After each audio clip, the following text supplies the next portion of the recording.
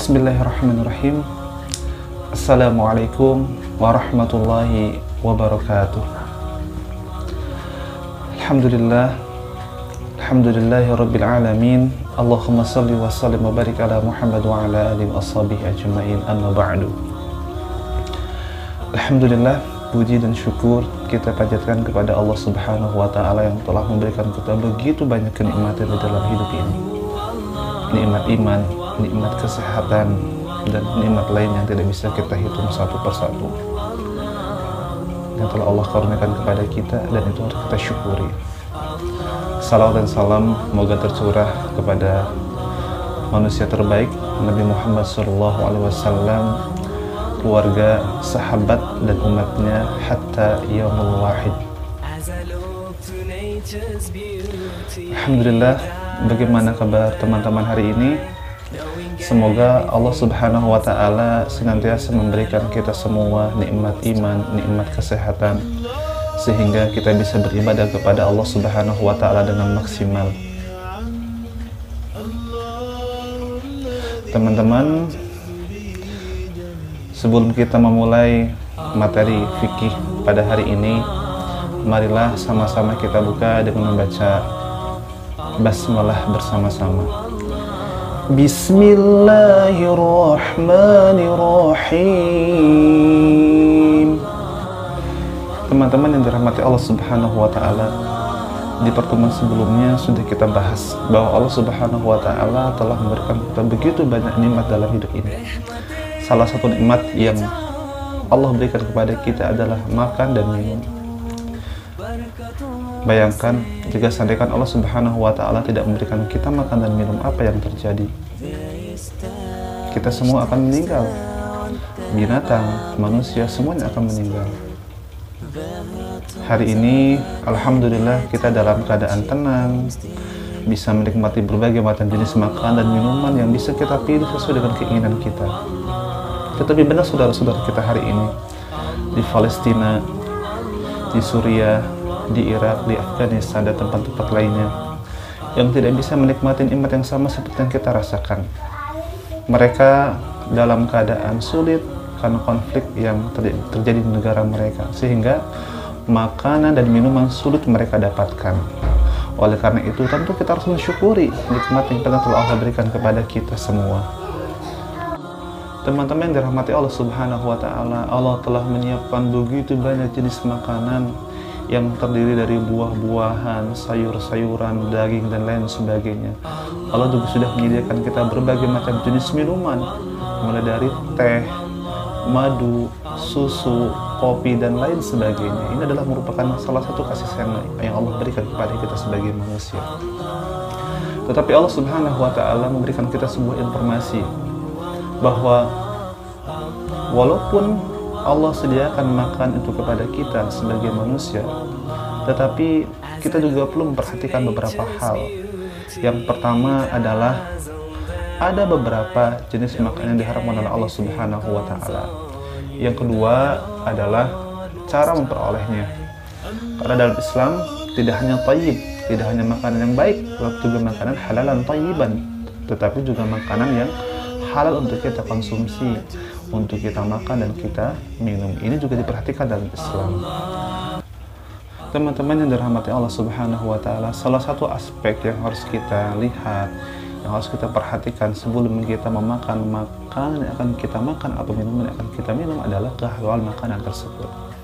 Karena di dalam Islam ada beberapa jenis-jenis makanan yang memang secara jelas itu dilarang oleh Allah Subhanahu wa ta'ala untuk kita memakan atau meminumnya.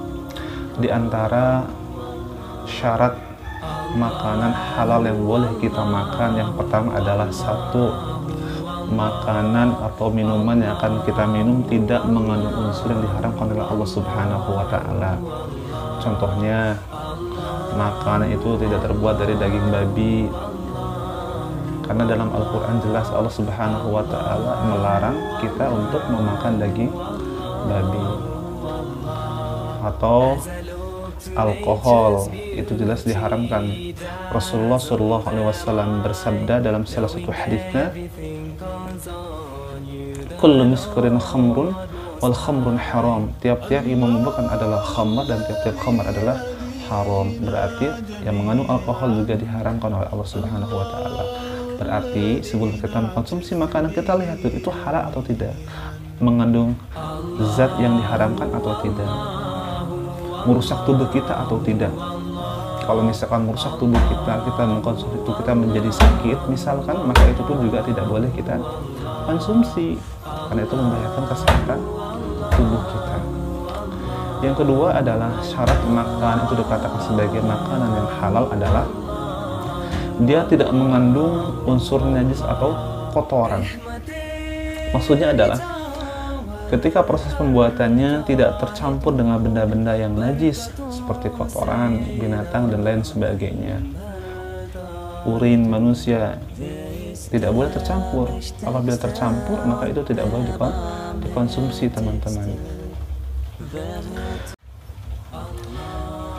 Teman-teman yang dirahmati Allah Subhanahu wa taala, di dalam Islam kita tidak hanya dituntut untuk memakan makanan yang sehat, tapi juga kehalalan dari makanan dan minuman yang kita minum juga harus terjamin, teman-teman. Kenapa?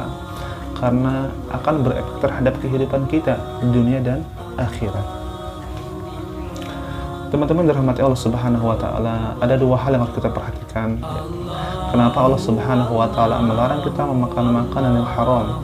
Yang pertama adalah bahwasanya Rasulullah SAW dari Jalil bin Abdullah menginformasikan kepada kita bahwa makanan yang haram, daging yang tumbuh dari makanan haram itu tidak akan masuk ke dalam surganya Allah Subhanahu wa taala.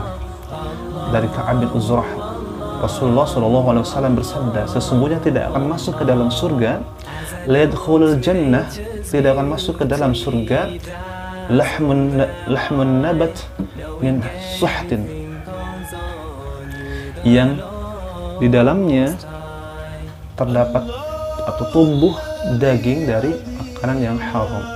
Artinya di dalam tubuh kita, apabila kita mengkonsumsi makanan yang haram, maka itu menjadi bagian tubuh kita, menjadi daging dalam tubuh kita, maka itu menjadi penghalang kita untuk masuk ke dalam surganya Allah Subhanahu wa taala. Maka berhati-hatilah dalam konsumsi makanan dan minuman yang diharamkan Allah Subhanahu wa taala. Kemudian teman-teman dirahmati Allah Subhanahu wa taala, yang kedua adalah makanan yang haram dapat mendatangkan bahaya kepada diri kita. Dalam satu hadis Rasulullah SAW bersabda, ada 4 hal yang apabila keempatnya itu ada pada dirimu, maka segala urusan dunia yang liput darimu tidak akan membahayakanmu.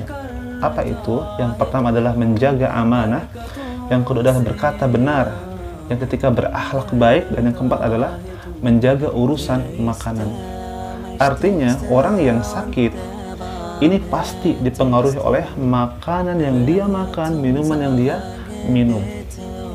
Kalau dia menjaga makanannya dari yang haram, dia makan makanan yang sehat, maka insya Allah tubuhnya akan sehat, urusan dunianya akan aman, dia tidak akan mendapati masalah-masalah di dalam kehidupannya. Oleh karena itu teman-teman yang dirahmati Allah Subhanahu wa taala, kita harus berhati-hati sebelum kita memakan makanan dan minuman. Kita harus melihat terlebih dahulu apakah itu diharamkan tidak oleh Allah Subhanahu wa taala. Bukan hanya sekedar enak saja, tetapi ini diharapkan tidak oleh Allah. Ini baik tidak untuk tubuh kita. Kalau sekiranya tidak baik untuk tubuh kita, maka sebaiknya kita hindari. Demikian teman-teman diskusi kita pada hari ini, semoga bermanfaat. Intinya poin yang Pak Darso sampaikan kepada teman-teman adalah yang pertama, makanan dan minuman adalah merupakan nikmat dari Allah Subhanahu wa taala, tetapi kita harus berhati-hati terhadap makanan yang kita makan dan yang kita minum. Kenapa? Karena itu akan berpengaruh terhadap kehidupan kita di dunia dan akhirat. Pastikan makanan itu halal, pastikan makanan itu sehat, maka insya Allah kita akan selamat dunia dan akhirat. Tubuh kita bisa maksimal dalam beribadah kepada Allah Subhanahu wa taala. Demikian. Assalamualaikum warahmatullahi wabarakatuh.